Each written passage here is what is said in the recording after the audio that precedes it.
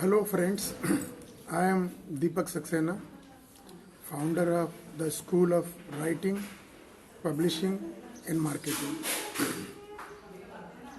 हमारी संस्था का उद्देश्य नए राइटर, कवि, लेखक, नाटककार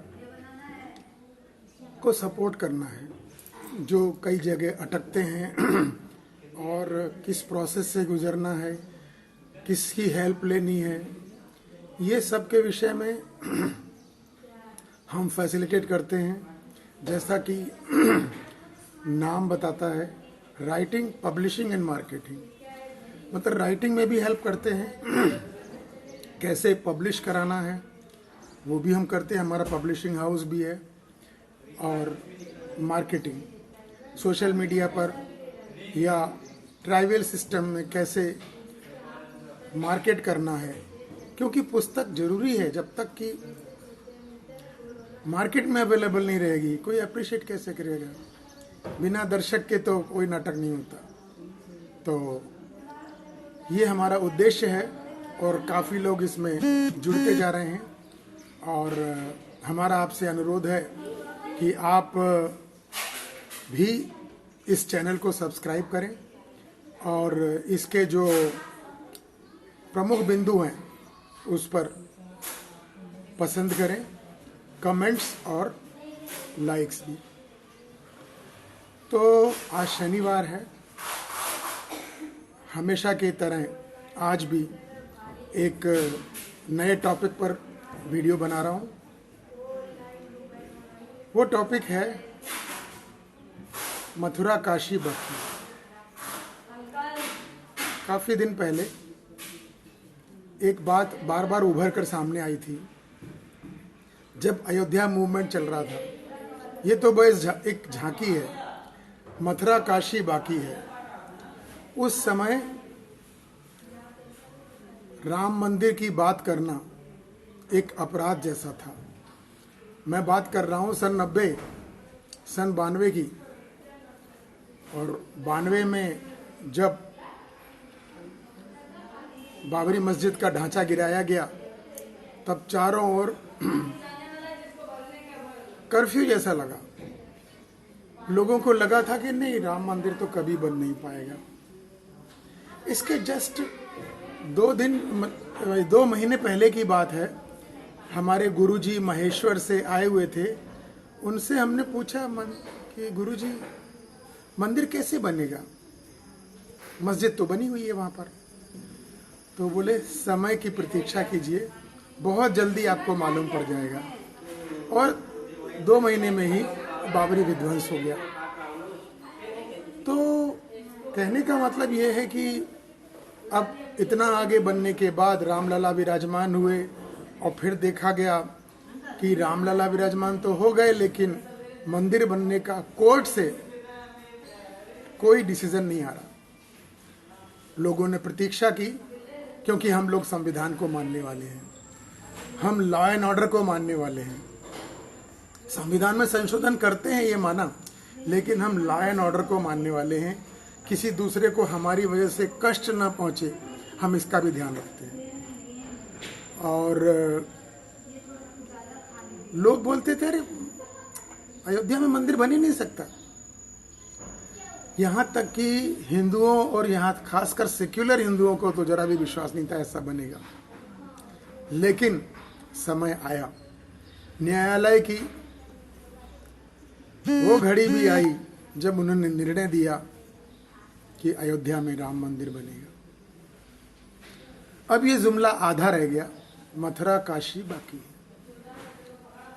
अब मथुरा और काशी दोनों बहुत ही इंपॉर्टेंट शहर हैं, क्योंकि काशी जो है, सारी दुनिया खत्म होती है, काशी खत्म नहीं होती।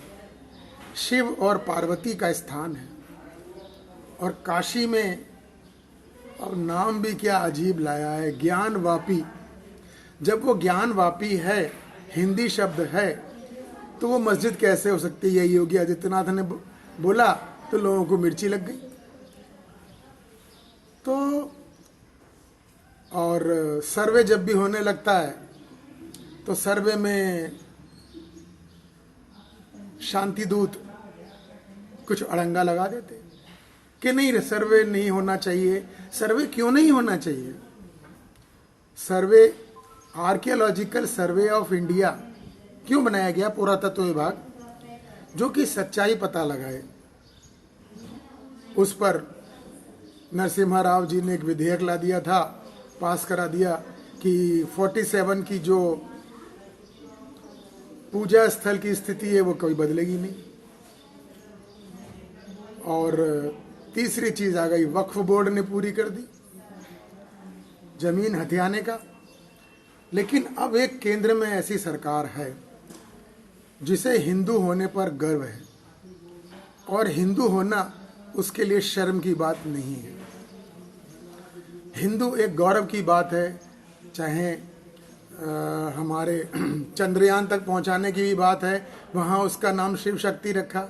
मैं जानता हूं बहुत लोगों को बहुत जोरों से मिर्ची लगी जब उसका नाम शिव शक्ति रखा। जैसे राष्ट्रीय दल भी बार बार बोले क्या उन्होंने मत खरीद लिया है।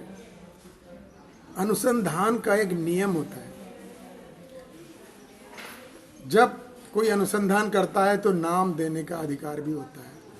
जैसे बच्चे का नाम माँ बाप रख सकते हैं, उनको अधिकार है। तो ये भारत का बच्चा है, चंद्रयान 3, चंद्रयान 1, चंद्रयान 2। तो मतलब कहने का ये कि मथुरा काशी बाकी है। तो काशी अभी मैं रिसेंटली अगस्त महीने में जाकर आया, और बहुत अच्छी जगह है।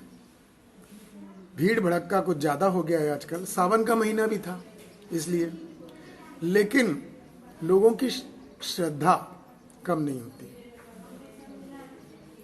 अब इसके अलावा मथुरा, आप जानते हैं कृष्ण भगवान 16 कलाओं से युक्त थे। इससे बड़ा कोई विष्णु भगवान का अवतार नहीं हुआ। और उनका जन्मभूमि में वहां पर भी मस्जिद बना दी गई।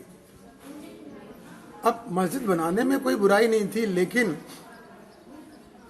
मंदिर को तोड़कर उसकी मूर्तियां आगरा के जामा मस्जिद के नीचे जहां सीढ़ी चढ़ने वहां पर रखा गया। तो परत दर परत जब बातें मालूम पड़ती हैं तो किसी भी हिंदू का, किसी भी सनातनी का खून खोलना लाजमी है। और ऐसा हुआ और होता भी है। जो लोग इस बात को नहीं मानते वो सच्चाई से मुंह मोड़ते हैं। और इसके बाद गुलाम नबी आज़ाद ने भी बोल दिया कि हम सबका डीएनए एक ही है, हम सबका डीएनए एक ही है, हम सब हिंदू थे। चाहे वो कश्मीर हो, चाहे कन्याकुमारी हो। कश्मीर तो वैसे भी कश्यप जी, महर्षि कश्यप की जमीन है। वहाँ एक समय में सिर्फ और सिर्फ हिंदू होते थे। लेकिन हिंदुओं ने कभी दूसरे धर्म के लोगों से मिलने से, उनके आने से परहेज नहीं किया। और आक्रांताओं ने जो जो कुछ किया, जिसमें आजकल औरंगजेब का नाम तो कुछ ज़्यादा ही उछल रहा है, तो अब उन्होंने जो किया वो तो नाम बदलकर उसको अंडू करना ही पड़ेगा। हमें गुलामी का प्रतीक नहीं चाहिए। अगर भारत में हम रहते हैं, जिसको हिंदुस्तान भी कहते हैं, तो हिंदू संस्कृति को अपनाना पड़ेगा। जैसा कि इंडोनेशिया में है, वो लोग बोलते हैं मुस्लिम है, लेकिन हमारी संस्कृति हिंदू है। उनकी करेंसी पर गणेश जी भी हैं। तो काशी मथुरा बाकी है। अब काशी मथुरा के साथ जामा मस्जिद भी आ गई। अब मतलब ये है, जब कुरान ये कहता है कि किसी भी अनधिकृत दूसरे की जमीन पर मस्जिद नहीं बनाई जा सकती, तो फिर ये कैसे बना? ये मुद्दे का विषय हो सकता है, बहस का विषय हो सकता है, लेकिन बहस से कोई अर्थ नहीं निकलता। मैं देखता हूँ टीवी डिबेट्स में मौलाना भी आते हैं और धर्मगुरु भी आते हैं, आचार्य प्रमोद कृष्ण भी आते हैं, लेकिन ये डिस्कशन किसको मान्य है? हम मानेंगे ही नहीं कि गाय के दूध का रंग सफेद होता है, तो नहीं मानेंगे तो नहीं मानेंगे, उसमें कौन किसी को रोक सकता है? तो तर्कशास्त्र सिर्फ तर्कशास्त्र है। इसीलिए चाणक्य ने फिर बोला है कि जो जिस भाषा में समझता है उसको वही समझाना पड़ेगा। शाठ्यम समाचरेत। इसीलिए बहुत सारे युद्ध हुए। या तो आप हमारी स्वाधीनता स्वीकार कर लो या फिर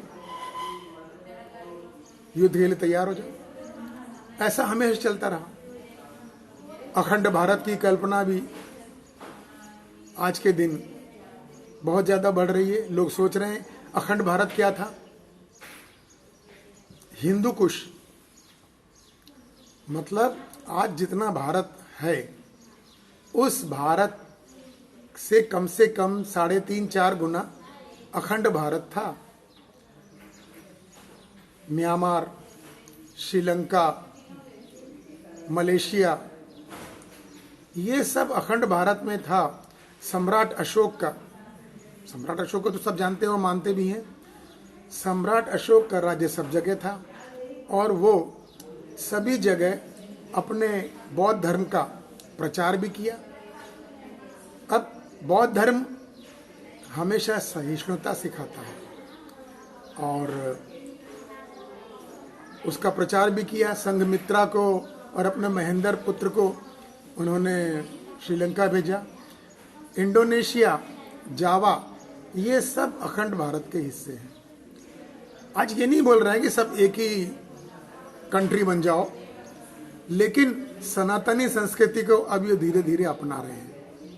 चाहे वो इंडोनेशिया हो, चाहे नेपाल हो, यहाँ तक कि यूएस में भी भगवा बयार, यूके में भगवा बयार आ रही है। तो हमें अपनी संस्कृति पर, सनातनी संस्कृति पर गर्व है, होना चाहिए और रहेगा,